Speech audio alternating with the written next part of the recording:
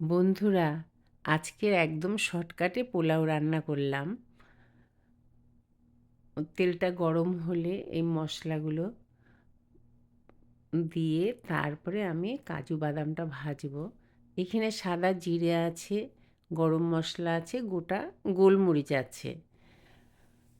এটা হয়ে গেলে পরে আমি এই কাজু বাদামটা ভেজে তারপরে আমি কড়াইশুঁটি আর গাজর দেব।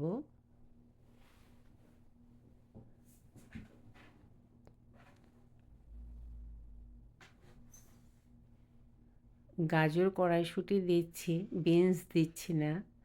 আর নুন হলুদ মিষ্টি আপনাদের স্বাদ মতন দেবেন। আমি এখানে একদম অল্প হলুদ দিয়েছি।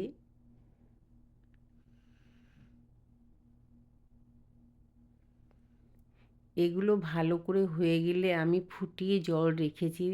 বন্ধুরা, আমি ফোটানো জল দেব। একটু অন্যরকমভাবে করছি। আমি যেভাবে করতাম সেভাবে করছি না। এটা মেয়ের আর কি, মেয়ের কাছ থেকে শেখা। একটু গোলমরিচ দিলাম আর একটু গরম মশলাও দিয়েছি। গুঁড়ো গরম মশলাও অল্প দিয়েছি। এটা হয়ে গেছে।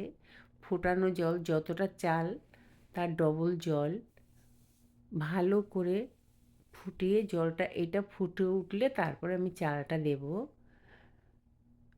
চালটা 2 ঘন্টা ভিজিয়ে রেখেছিলাম। নুনটা দিয়ে দিলাম।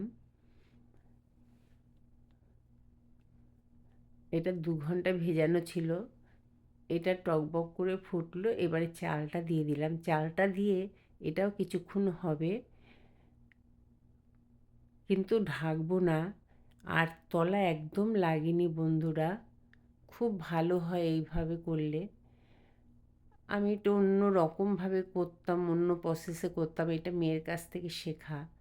এটা দেখুন একদম তলা ধরেনি, এখনও জল আছে। আরও 15 মিনিট হবে। নাড়াচাড়াও করতে হয় না, এই একবার নাড়াচাড়া করে দিলাম। একটু ঘি দেব। এইবারে আবার অল্প ঘি দেব। 2 চামচ ঘি দিলাম। এবার এটা মিশিয়ে আবার 15 মিনিট হবে, একটু ঢেকে রাখবো। এবার আঁচটা একদম কম করা থাকবে, অর্ধেকের বেশি হয়ে গেছে। আর নাড়াচাড়া না করলেও হবে বন্ধুরা, পরিবেশন করলেই হবে। খুব ভালো হয় এই